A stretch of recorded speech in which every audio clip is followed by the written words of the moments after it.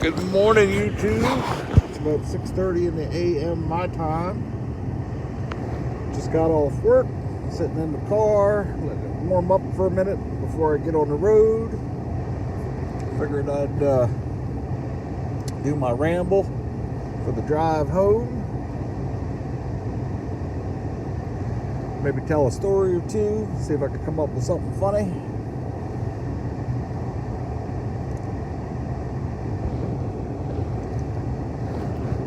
It's a little chilly, frost on the windows. It's March 28th, 2019, and I can remember sitting in school figuring out how old I would be this year when I was a teenager. Maybe middle school. I can remember doing it. I don't remember when it was. It was middle school or high school.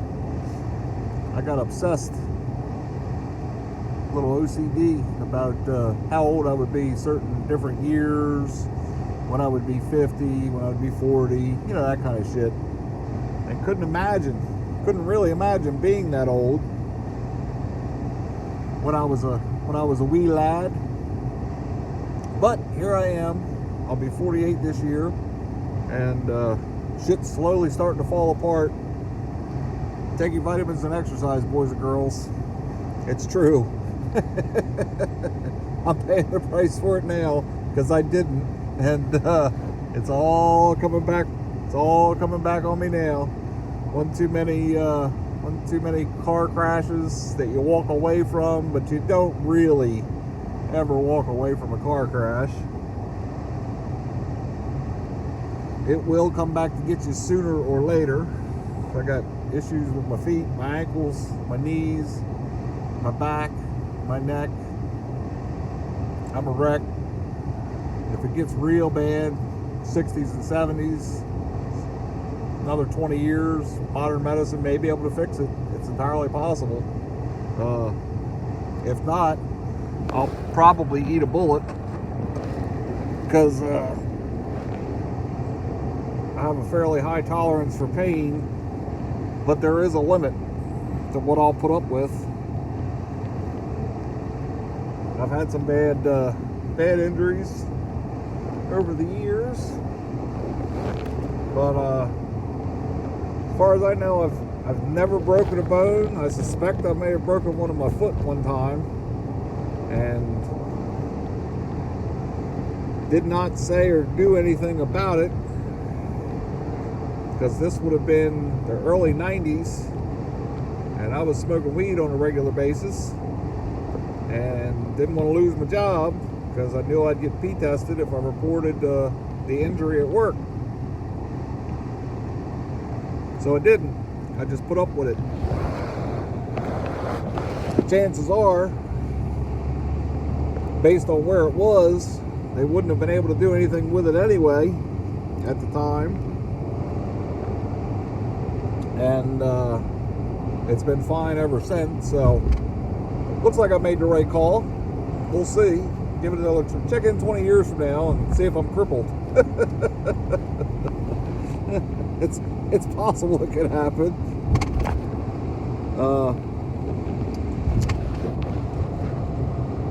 I've been thinking a lot lately about society, civilization, and I've come to the conclusion that just because we do it this way doesn't mean it's the way we're going to keep doing it.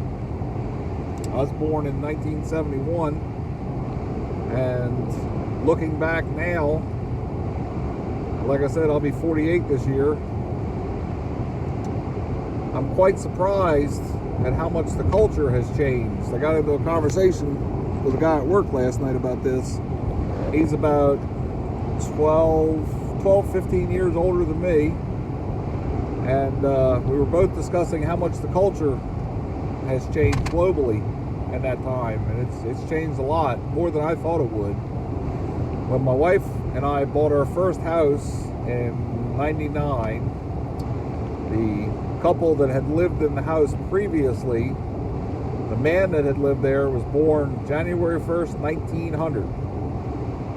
So he missed being born in the 1800s by one day. And I used to go down when I was a kid. My dad liked to go down and talk to him, to listen to him talk about all the changes he had seen in his lifetime, because when he had moved to the area I live in when he was a small child, like 9 or 10 years old, they moved from Maryland, or they moved to Maryland from, I think, West Virginia or Kentucky by wagon train, because there were cars in the early 1900s, but they weren't everywhere like they are now. They were still pretty much a luxury item. You only found them really in cities. And so yeah, he moved several states by horse, saw the car, saw the airplane, saw the first Atlantic, first Pacific flight, saw indoor plumbing, which they did not have when he was a kid. I think he had an outhouse probably up till he was in his, I'm going to say, at least 20s, maybe 30s, before he lived in a house with indoor plumbing. You had a pitcher pump, which was like a hand pump, in the kitchen to get water, and you shit in an outhouse outside. And when I was a little kid in the 70s, I live in a fairly rural area, there were still people that had outhouses when I was a little kid. I've used a real outhouse, not a porta potty at a concert like some of you might be used to. An actual, honest to God, shit house, outhouse. And let me tell you, kids, that is a special experience. Not good, just special. So the old man that lived there, he saw radio, television, transatlantic flight, commercial flights, cars, man on the moon, the upheaval of the civil rights movement. He was extremely racist, which was just how it was back then, like openly racist. And it was weird, when I was a little kid in the 70s, racism was a lot more open. Like, I have seen, when I was a child, I can remember seeing grown white men call grown black men a nigger in a derogatory, like, full of just hate. And the black guys just pretty much took it, because the way everything was set up, they really didn't have any means to stop it. The law was not going to be on their side, because the law, most officers back then had been officers since the 50s and 60s. When I was a little kid, if they'd been on the force 20 years in 75, that meant they started being a cop in 55, which 100% means chances are they were racist as fuck. And they just pretty much had to fucking take it, especially in the rural areas. I think it started changing in the cities, and that's probably just because there's strength in numbers. Got to see, men in space, man on the moon, space shuttle, space station, computers, phones, electricity. I mean, this guy, the amount of technological changes and society changes in that man's life. He died when he was like, I want to say he was 87 or 88, somewhere in that neighborhood. So the amount of change he had seen in his lifetime was probably some of the most radical change that had ever happened in the history of man, I would think. Uh, and I often thought that that would never be repeated, but now that I'm, somewhere in the halfway point in my life and trying to step back and take a look at how much stuff has changed from the time I was born till now, so 71 to 2019, if things keep going the way they're going and climate change doesn't jump up and bite us in the ass, or we get hit by an asteroid and it causes a global cataclysm, or the poles shift polarity and everything gets thrown out of whack, or there's a solar flare that causes an EMP event that knocks out all the electronics. There's a ton of ways it could go south, but if it doesn't go south before I die, if I live to be 90, so another 40 odd years, it's possible I will have seen as much change in the world as he did. And I really didn't think that was going to happen. If you'd asked me in the 80s or 90s, I'd have said no. I figured shit was going to keep changing, but the pace at which it's changed has been surprising. I mean, I'm recording this on a device that's in my pocket that has more computing power than existed on the planet when man stepped foot on the moon, and I use it to play video games. I use it for social media. I use it to watch porn, and I make recordings with it and post it to YouTube on the internet. Now, I was born pre-internet, and I was pretty much a full-grown adult before the internet really got going everywhere, but I've been in it since the beginning. It fascinated me. I did not realize the potential of it. I did not see it coming. I thought it was neat. I thought it was really interesting. But if you'd have told me most of the population spends several hours a day on the internet just interacting with each other, I would have found that hard to believe when I was 20. I really would have. It's been interesting how much of an impact it's having on society. The whole social justice thing, the Me Too culture, all of that, good and bad, has been, I think, greatly amplified by the internet, which is a cultural influence. It's kind of changed the way people look at and react to stuff. Whether it's going to be good or bad, I don't know, but it's definitely changed shit. There's a clear line pre-internet and post-internet as far as society goes. So then the question becomes, where does it go from here? So I'll try and make some predictions. I don't know how close I'll be. Probably won't be close at all, but we'll give her a whirl and see what we come up with.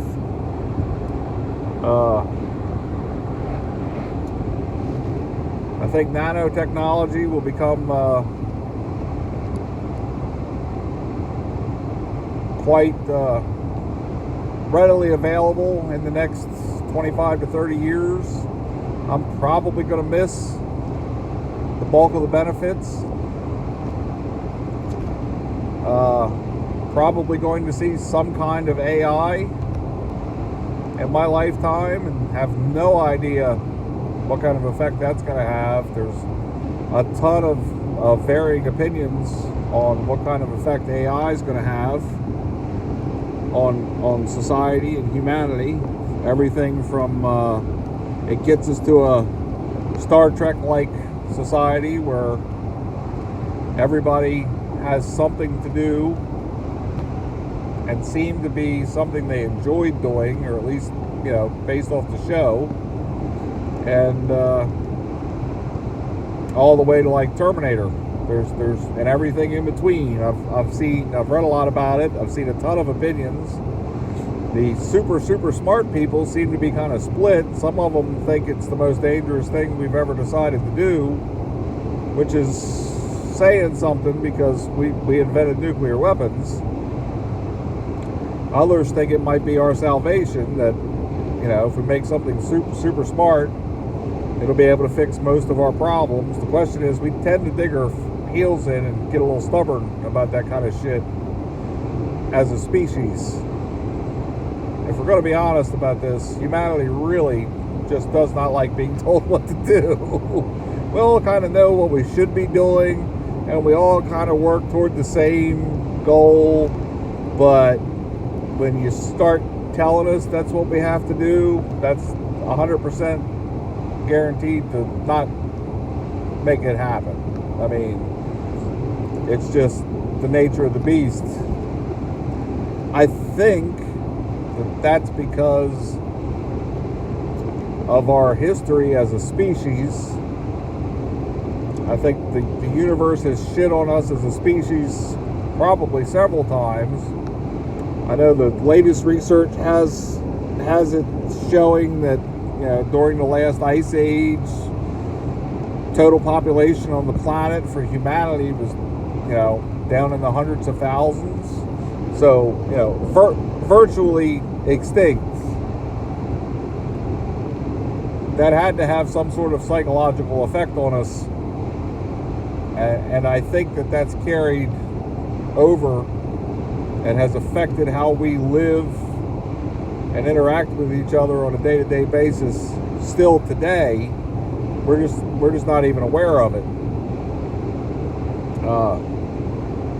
I think that those types of events, ice age, volcano, floods, earthquakes, fires, all that stuff over millennial have affected us mentally, hereditarily, evolutionarily, and that's got a lot to do with why we get angry like we do and are capable of horrible shit like we are. And it's because at times we had to be. If there's only 100,000 people on this planet and you're in the middle of an ice age, you're eating each other at some point. You pretty much have to get by. I mean, the amount of horrible shit that has been done by people for survival has got to be just staggering. If they ever figure out a way to send a video recorder somehow back in time, you're probably not going to be able to watch most of it without developing like PTSD. I mean, it's going to be an absolute shit show pretty much the whole way back, I think. I really do. I mean, somebody's been fighting with somebody since we figured out how to close our fists or throw a rock. Murder is probably the one thing we've done the most of as a species, by far, I would guess. You know, it's got to be like eating, shitting, fucking, sleeping, and killing people. It's your top 5. Not that that's a gloat, or I think it's a good thing, or I think it's a bad thing. That's not none of that. That's just trying to be realistic about what has happened on this planet since we've been here, and basically since we've been on this planet, we're just really good at fucking shit up. Each other more than anything else.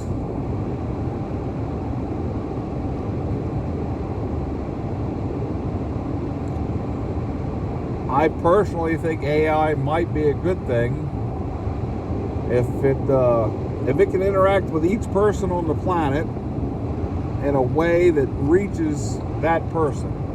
If you can get a machine to interact with somebody and be able to determine the best way to interact with that person to get the result that you are trying to get, it's quite possible we could have a nirvana. I think we definitely need to try and find a way off the planet and expand all of humanity being on one planet where any sort of global catastrophe could wipe us out. That's not the move. The move is to try and spread out, instead of westward, my son, it's up. Get the fuck off the planet. Spread out as far as you can. Look, it's possible that we're the only intelligent species in the universe, and the universe is going to be here a long fucking time. A long time. And it's possible that we could have it all if we really tried, or a big chunk of it. If we just all work together, we could colonize other planets, try and develop some sort of, I don't know if it'll be faster than light or wormholes or what, but theoretically I think a lot of that stuff is possible. We just don't understand the science behind it yet, but it's being worked on, and AI may be the answer. I do get a little depressed thinking that kind of stuff, it may be as close as 100 to 200 years away, where we develop real, true star travel, and I'm going to miss it.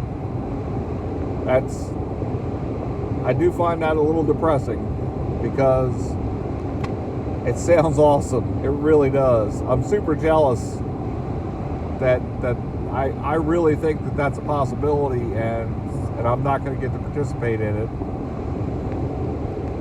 So that if I was going to be responsible, the best thing I could do would be try and make sure that happens, and put my efforts towards making that happen. That's not going to happen. I'm lazy, selfish, and I'm just pretty much going to worry about me, my immediate family and friends. And sorry to put it like this, but I don't really give a fuck about the rest of you. I really don't. If you're doing good, great. If you're not, sorry about your luck. But yeah, I know that's a horrible way to be, but I'm really truly just trying to be honest here. I can barely take care of myself and my immediate family.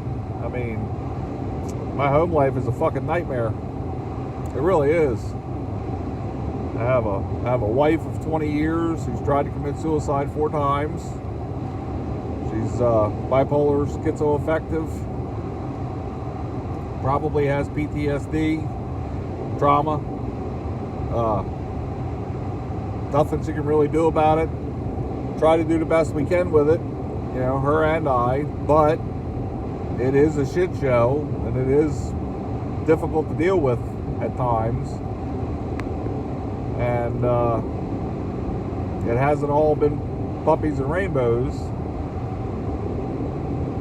My mother-in-law is a whole different kettle of fish. I think she had a stroke a few years ago, and mentioned that it appeared that she had a stroke because one side of her face started drooping for a couple weeks, and she pretty much just refused to go to the hospital to get it checked. And if you can't be bothered to go to the hospital after somebody comes up and tells you, hey, I think you had a stroke, then you can go fuck yourself. I'm not really worried about you anymore. You know, I did my part and said, hey, I think you had a stroke. Now, not going to the hospital. Well, okay. I could be wrong. I'm not a doctor. But that was what the symptoms were, and she's become dumber than a box of rocks since. Not that she was a brain surgeon to start with, but dumber than a box of rocks. She only watches pretty much game show reruns, sits on the couch, gets phone calls from 800 numbers, and it's calls that she didn't ask for. It's kind of the robocall thing, and she will happily give them her fucking banking information. All of her money is gone, and every time she gets a little bit of money, it's gone immediately because she's giving it to somebody, and whatever they're promising her, surprisingly enough, never arrives. How you keep doing this repeatedly, I'm not sure. I'm not listening to the phone conversations. I don't know what they're telling her. I really don't, and I really don't want to know. But whatever they're telling her, whoever is telling her is doing a fucking outstanding job, because she sends them everything she has every month. So for the last 6 or 7 months, I've been paying for her to make sure, A, she's not homeless, because she has nowhere else to live. She has several other children besides my wife, and if we did not take her in, she would be homeless. None of the rest of them would take her in. Flat out just will not do it.